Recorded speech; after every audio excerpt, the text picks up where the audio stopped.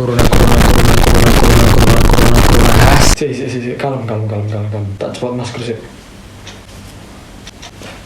Ya, ini kan udah enak. Welcome to Akmal Pandu.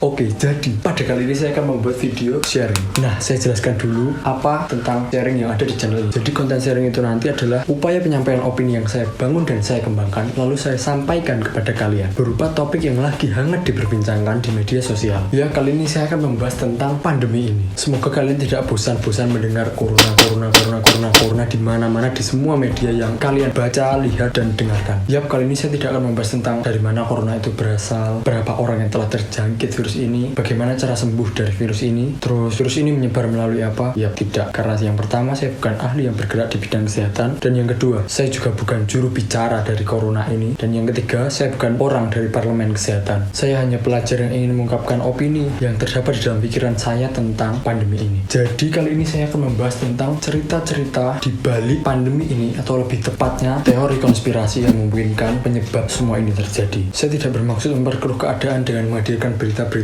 aneh atau menyeleneh yang mungkin kurang enak didengar di telinga kalian, tapi saya hanya ingin menyampaikan aspirasi ini kepada kalian, penonton-penonton saya. Membuat konten tentang sharing ini bisa dibilang susah karena lawan bicara saya adalah kalian, bos-bosku woy, yang pasti jauh lebih pintar dan cerdas dari saya, mempunyai opini sendiri yang mungkin berbeda dari saya dan jauh lebih baik dari saya. Oleh karena itu saya harus menyusun kata demi kata dengan rapi agar tidak bisa terkelabui oleh kalian. Hidup di dunia orang bebas mengungkapkan pendapat, bukan? Oleh karena itu saya akan berbicara gila-gilaan tentang pandemi ini. Saya adalah orang yang bisa dibilang penikmat teori konspirasi, dan rasanya tidak ada habisnya kalau kita membahas teori konspirasi yang ada, karena di kehidupan sehari-hari hal apapun bisa dijadikan teori konspirasi. Itu menurut saya. Tidak ada habisnya juga kalau kita membahas hal-hal yang berbau konspirasi. Oke, langsung ke topik saja. Jika memang benar pandemi ini terjadi karena disetting oleh elit global, karena mereka ingin menguasai dunia, ini sangat menarik loh. Saya hanya ingin menyampaikan kepada kalian para elit-elit global, kalau misalkan video ini sampai ke dunia,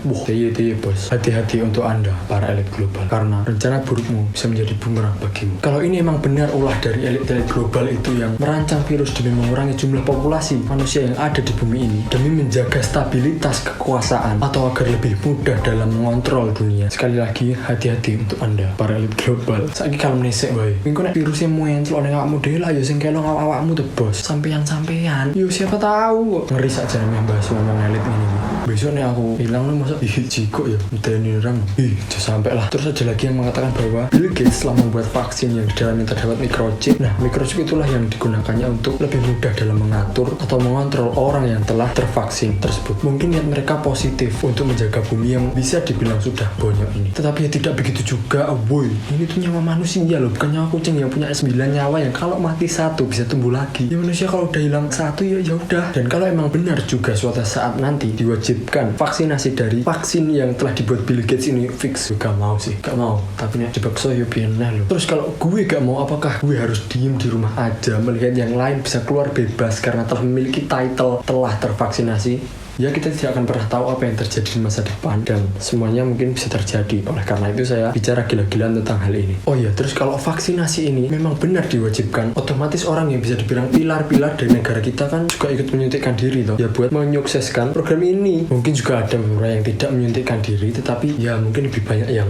menyuntikkan diri lah. Dan kalau emang benar pilar-pilar tersebut ikut dalam vaksinasi ini, dan memang benar di dalamnya itu terdapat microchip yang sengaja dipasang, fix mobile pora, akhirnya kan si elit kan lebih mudah lah dalam mengontrol dunia, karena ibaratnya gini, mereka sudah memiliki maskot yang ada di tiap daerahnya. Terus kalian pernah berpikir gak kapan semua ini akan benar-benar usai, atau hitungannya fix clear kabeh resik renek corona-coronanan? Ya semoga saja bentar lagi ini semua akan tersudahi. Kalau emang benar-benar sudah usai, apakah mungkin hal seperti ini bisa terjadi lagi? Jujur-jujuran aja, aku yang bengi mesti yo mah bengi lah, orang bengi terus mikir kapan nih gini kibar gitu. Terus nek wis bar masa iso ya kayak ini nih. Soalnya kan hitungannya gini, Indonesia udah buka, seumpama ini kalau semua sudah berakhir ya, Indonesia buka lockdown, negara lain juga buka lockdown, otomatis keluar masuk dari negara lain kan jadi normal kayak biasa. Otomatis orang dari negara lain tuh bisa datang masuk ke Indonesia. Terus kalau tanpa kita sadari dan kayak wis hitungannya kayak wis kan orang lah santai, jadi enak uang sekolah negara liya itu dikit mlebu Indonesia. Lah kok orang iki tiba membawa COVID-19 iki lah,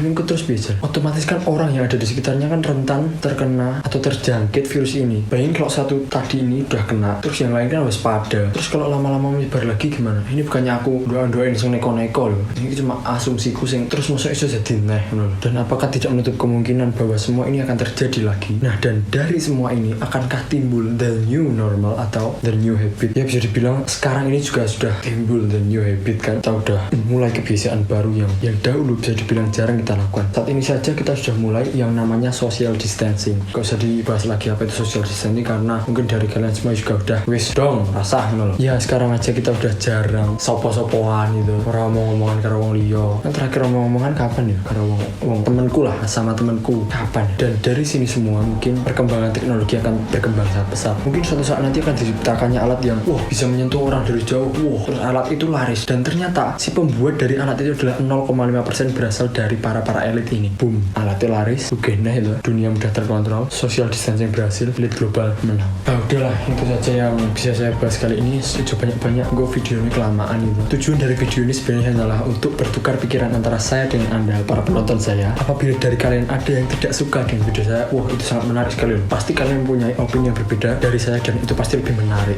Mungkin juga opini itulah yang membuat kalian bisa berdiri. Tolong benarkan jika saya salah. Tulis saja di kolom komentar ya. Kesimpulannya adalah COVID-19 ini memang benar dan nyata adanya. Dan juga hal paling penting saat ini hanyalah waspada boleh, panik jangan. Ikuti aturan pemerintah. Saya tidak perlu mengingatkan kepada kalian lagi untuk jangan keluar rumah, wes nang omah karena aku harus neng omah bos. 2 bulan yang lalu pasti kalian juga gitu kan. Mungkin keluar karena ada hal-hal yang penting aja. Jadi ya warap nek dia ini terus jam itu. Malah pegel sih.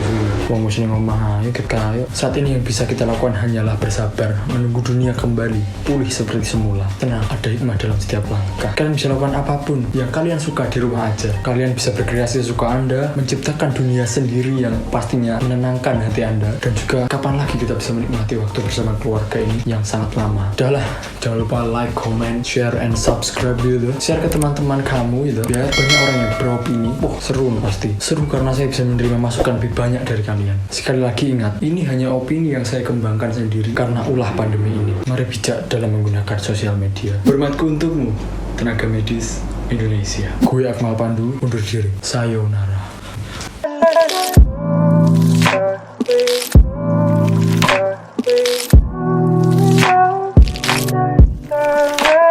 Nek metu jalan lagi masker bos.